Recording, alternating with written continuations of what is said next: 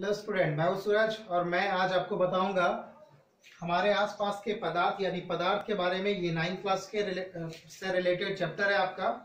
तो इसमें आपको 9th क्लास का केमिस्ट्री से रिलेटेड जो ये चैप्टर है उसमें पदार्थ के बारे में आपको पता चलेगा।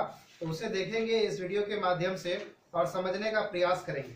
क्वेश्चंस को ही उठा करके मैं इसमें समझाने का आपको प्रयास करूंगा पूरे टॉपिक को। सबसे पहले इसमें है कि पदार्थ क्या है, उसके बारे में जानेंगे। पदार्थ यानी कि मैटर, वो क्या होता है। हमारे आसपास जो हम लोग अपने आसपास पे देखते हैं उसमें बहुत सारी वस्तुएं हमें दिखाई पड़ती है और ये वस्तुएं जो है वो किससे बनी होती है? तो पदार्थ से बनी होती है। तो सबसे पहले आपके पास क्वेश्चन ये पूछा जाएगा कि नहीं बताओ पदार्थ क्या है, तो आप कैसे समझाओगे उसको पदार्थ? तो कोई भी चीज जो आपको दिखाई पड़ रही है या नहीं भी दिखाई पड़ रही है, जो स्थान घेरती है, स्थान वो टेक अ प्लेस, कोई स्थान लेती है वो, जिसमें द्रव्यमान होता है। द्रव्यमान का मतलब कि यदि आप उसको मापोगे तो माप सकते हो, और जिसमें कि जो आपके ज्ञानेंद्रियों को इफेक्ट करे, मतलब आप महसूस कर सकते हैं अपने ज्ञानेंद्रियों के द्वारा। आंख से देखना ये भी होता है, कान से सुनने को यहाँ पर नहीं लेते हैं। जैसे मान लीजिए कि आप किसी वस्तु को छू सकते हैं, इस तरह का। हवा को नहीं छूते हैं, लेकिन हवा फिर भी जो है क्या है, एक पदार्थ है। कैसे? आप क्या करते हो, हवा को आप एक बैलून में कैद करके रख सकते हो, बैलून में। तो बैलून जो है, जब आप हवा भरते हो तो बैलून फूल जाता है। इसका मतलब है कि हवा जो है वो स्थान ले रहा है, तो इसका मतलब वो पदार्थ होगा।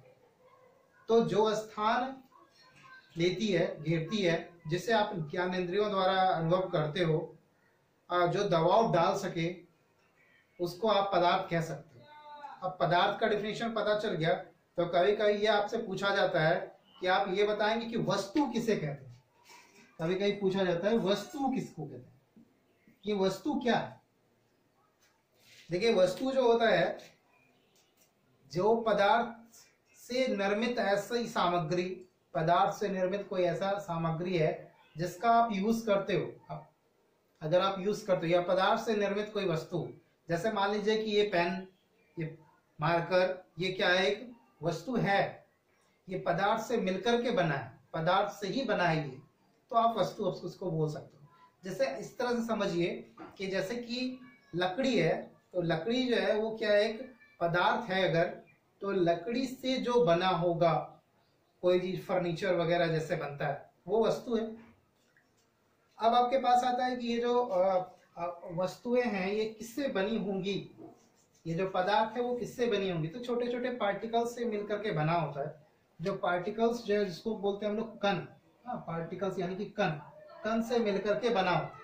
और ये कण किससे मिलकर के बने होते हैं? तो कण जो होते हैं वो मूलतः इलेक्ट्रॉन, प्रोटॉन और न्यूट्रॉन से मिलकर के बना होता है। इलेक्ट्रॉन, प्रोटॉन और न्यूट्रॉन से मिलकर के बना होता है। इसके बारे में 9th क्लास में हम लोग डिटेल से पढ़ेंगे कि क्या होता है ये, लेकिन हमें सिर्फ ये जानना है कि ये पदार्थ और पदार्थ के बारे में, पदार्थ के विभिन्न रूपों के बारे में इस चैप्टर के माध्यम से हम लोग समझेंगे। अब आपका आता है कि ये जो पदार्थ है, इस पदार्थ में आप पदार्थ को किसी चीज में घोल सकते हैं क्या?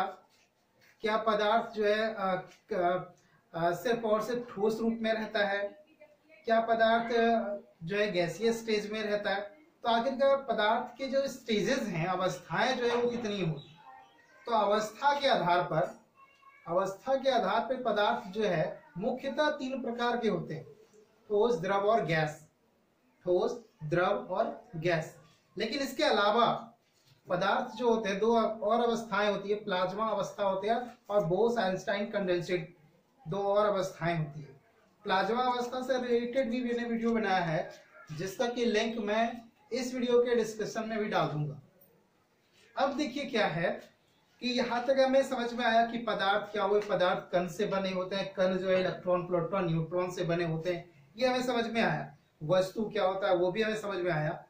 लेकिन पदार्थ के कण के संबंध में बताइए कि पदार्थ का कण का क्या काम?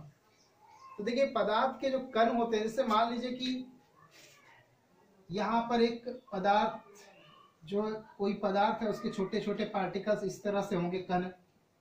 ये सभी जो है ना एक दूसरे से कनेक्टेड है, जुड़े हुए हैं ये कण। पार्टिकल्स जो है वो क्या है, जुड़े हुए हैं।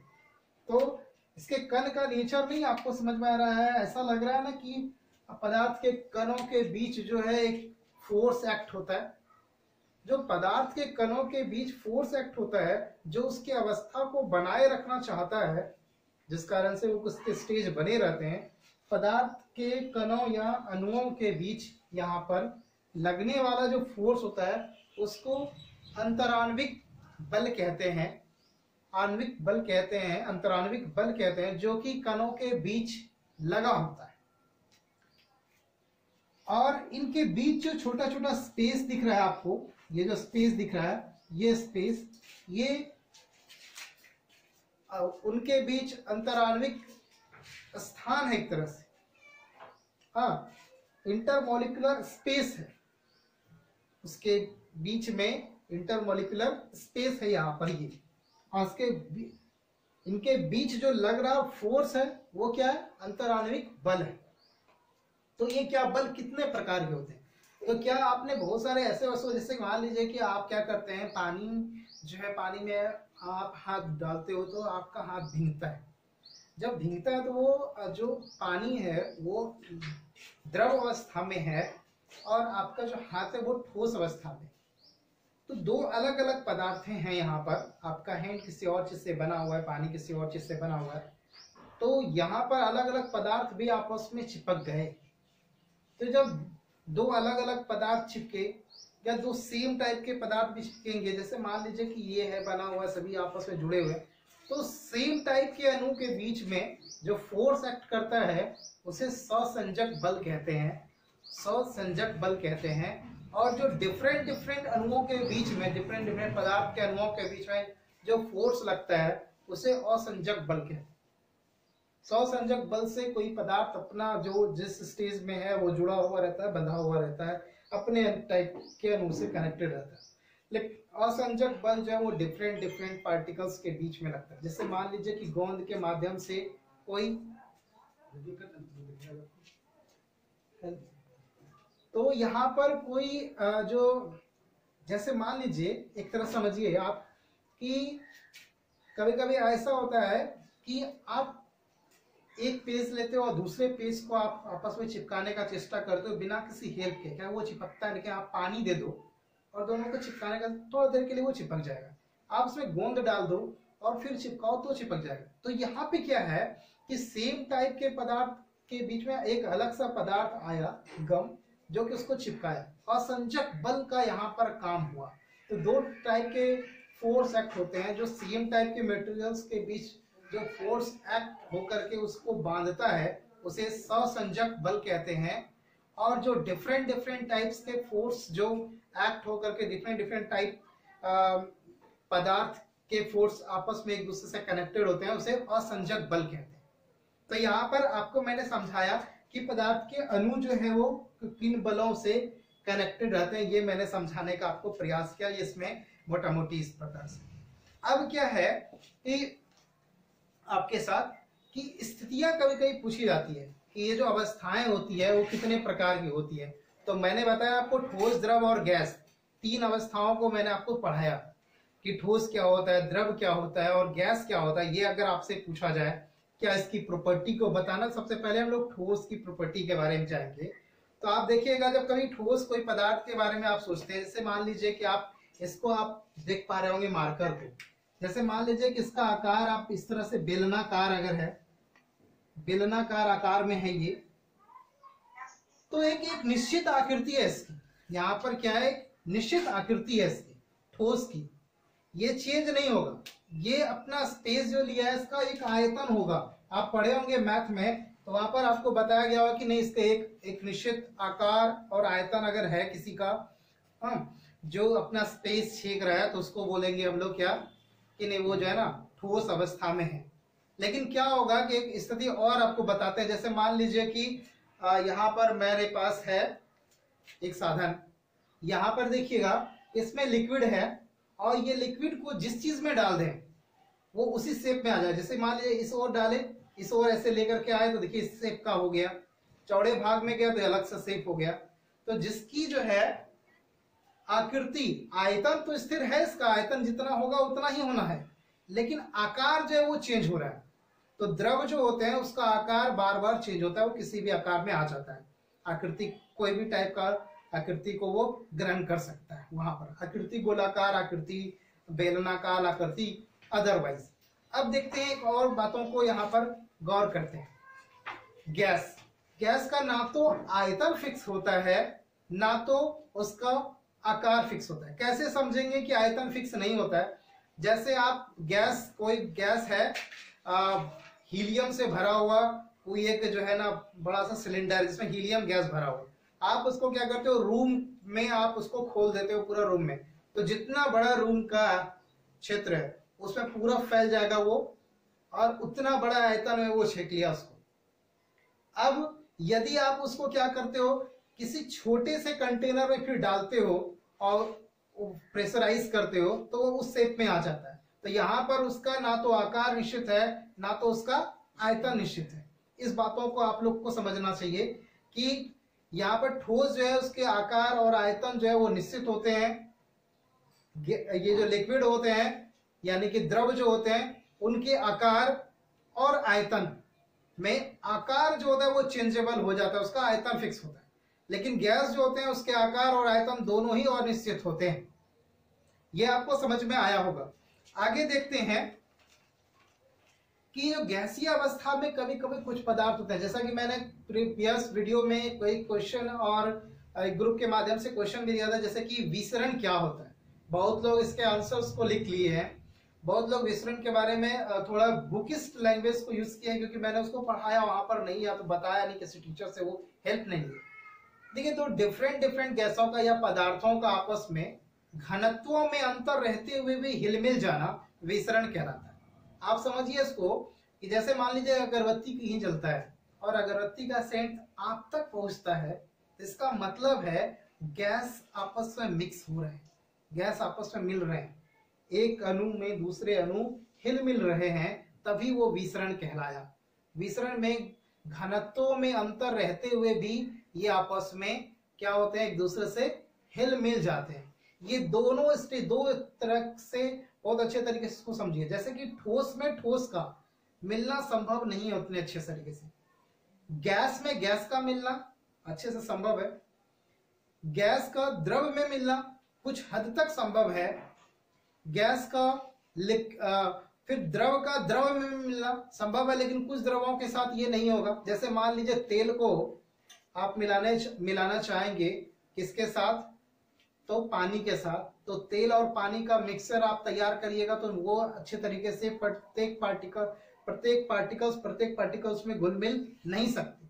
तो यहाँ पर विसरण एक टॉपिक जो है उसमें हम लोग जो लिखेंगे वो ये आंसर लिखेंगे कि घनत्वों में अंतर रहते हुए भी, घनत्व क्या होता है ये आपके माइंड में आ रहा होगा कि घनत्व क्या होता है, तो उसके लिए मैंने स्पेशली वीडियो बनाया है, तो इस वीडियो के डिस्क्रिप्शन में उसको भी डालूंगा। और ऐसे 9th क्लास के लेवल में 8 आपको कहीं कहीं आपको ये पढ़ने के लिए 8th क्लास में भी मिलेगा और 7th क्लास में मिलेगा कि आखिरकार ये घनत्व क्या होता है। आपको एक मोटा मोटे समझाते हैं यहाँ पर। जैसे मान लीजिए कि एक पूरा ये बर्तन है और इस बर्तन में कोई पदार्थ इसमें डाला हुआ, कोई भी पदार्थ है इसमें,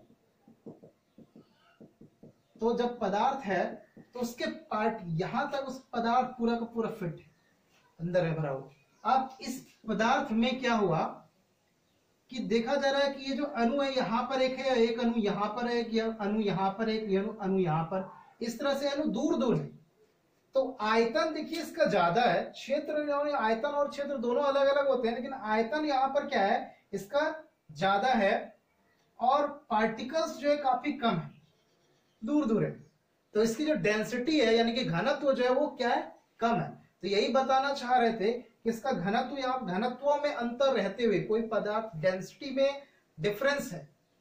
किसका डेंसिटी, एयर का डेंसिटी अलग है और लिक्विड का डेंसिटी अलग है, लेकिन इन दोनों की डेंसिटी अलग होते हुए भी आपस में अगर हिल मिल गया, मिक्स हो गया, तो उसको कहेंगे विसरण। अब विसरण समाप्त हो जाने के बाद इस चैप्टर में आपका आता है कि स्टेजेस क्या हो सकते हैं। ये समझना है कि स्टेजेस क्या हो सकते हैं। तो देखिए स्टेज जैसे कि आया अवस्था के आधार पर, मैंने बताया ठोस, द्रव और गैस अवस्था के आधार पर इसको बांटे। लेकिन अवस्था के आधार के अलावा पूछा जाए कि आपको कि इसको कैटेगरी वाइज करिए, तो उसमें आकार के आधार पर आया। आकार के आधार पर कोई बेलनाकार आकार का हो जाए पदार्थ, कोई चौड़ा आ जाए, कोई आयताकार आ जाए, तो इस तरह से आकार के आधार पर बदल आप बांट दीजिएगा। अब एक और बात को इसमें गौर करेंगे आप कि कोई भी पदार्थ किसी भी स्टेज को कब तक बनाए रखता है। जैसे पदार्थ के बारे में कोई भी स्टेज को, जैसे कि अवस्था के आधार पर मैंने आपको बताया कि ठोस, तो द्रव भी है, गैस भी है, तो ये कैसी अवस्था चेंज हुआ होगा। कोई भी पदार्थ, अगर एक ही पदार्थ जो 3 अवस्थाओं में होंगे, तो इसका मतलब है कि सभी पदार्थ 3 अवस्थाओं में पाए जाते होंगे, तो कब अपने स्टेज को चेंज कर रहे होंगे, ये आपके माइंड में उठ रहा होगा सवाल। तो पदार्थ जो होते हैं वो सबका अपना अपना एक कैपेसिटी होता है। जैसे मान लीजिए कि अभी जो है इस ऑब्जेक्ट की कैपेसिटी है कि ये जो है 40 डिग्री टेम्परेचर पे ये सॉलिड स्टेज में रहेगा। अगर आप टेम्परेचर को बढ़ाते जाओगे तो ये गल जाएगा और ये लिक्विड स्टेज में आ जाएगा, और टेम्परेचर को बढ़ाओगे तो ये गैसियस स्टेज में आ जाएगा। तो ये जो गैसियस स्टेज में आया, या ये लिक्विड स्टेज में आया, या ये ठोस में है, तो यानी कि सॉलिड स्टेज में है, तो ये टेम्परेचर के ऊपर डिपेंड किया। तो यहाँ पर जब टेम्परेचर के ऊपर ये डिपेंड करता है, तो वस्तुओं के दो चार जो कॉन्सेप्ट और आगे बढ़ जाते हैं, और वो आता है कौन कौन सा। वस्तुओं में एक नेचर होता है द्रवनांक, क्वथनांक, वाष्पनांक, यानी कि वो वाष्पन की क्रिया जिसको बोल सकते हैं। उसके बाद आपका जमनांक जिसको बोल सकते हैं, जिसमें कि कोई लिक्विड है वो जम करके किस में आ जाए, सॉलिड में आ जाए, जमनांक बोलते हैं उसको। क्वथनांक उसको बोलते हैं जब कोई लिक्विड है वो किसमें, गैसियस स्टेज में आ जाए, उसको क्वथनांक बोलते हैं। उसके बाद आपका आता है जैसे कि कुछ ऐसे पदार्थ होते हैं जो सॉलिड से डायरेक्ट गैसियस स्टेज में भी बदलते हैं, इसी चैप्टर में आपका, उसको कहते हैं हम लोग ऐसे ही ऊर्ध्वपातन, उसको कहते हैं ऊर्ध्वपातन। ये ऊर्ध्वपातन क्या होता है, जैसे कि आप कपूर देखे होइएगा, कपूर जो है, अगर आप कपूर की गोली को या कपूर के छोटे भाग को आप यूं ही छोड़ दें, कहीं पर रख दें, तो 1-1.5 घंटे के बाद वो वाष्पीकृत हो जाता है। तो जब कोई पदार्थ जो होते हैं वो सॉलिड स्टेज से डायरेक्ट गैसियस स्टेज में चले जाते हैं, उसे कहते हैं वाष्पन, उसमें जो है उसे कहते हैं ऊर्ध्वपातन की घटना, वो ऊर्ध्वपातित होता है। तो दोस्तों आज के इस वीडियो में मैं इतना ही बताऊंगा आपको। इस वीडियो में मैं सिर्फ स्पेशली इसलिए तैयार किया ताकि आपको जो है कॉन्सेप्ट समझ में आए, जिसके बारे में मैं आपसे डिस्कस कर चुका हूं पहले भी। इसके इमेजेस को देख करके मैंने आपको दिया था कि नहीं इस पे आप बनाइएगा। स्पेशली मैं स्टूडेंट के लिए दिया, 9th क्लास के स्टूडेंट के लिए, उनका डिमांड था कि नहीं आप समझाइएगा लैंग्वेज से, आपका लैंग्वेज से समझ में आना चाहिए, इसलिए मैंने ऐसा वीडियो बनाया। तब तक के लिए जय हिंद, जय भारत।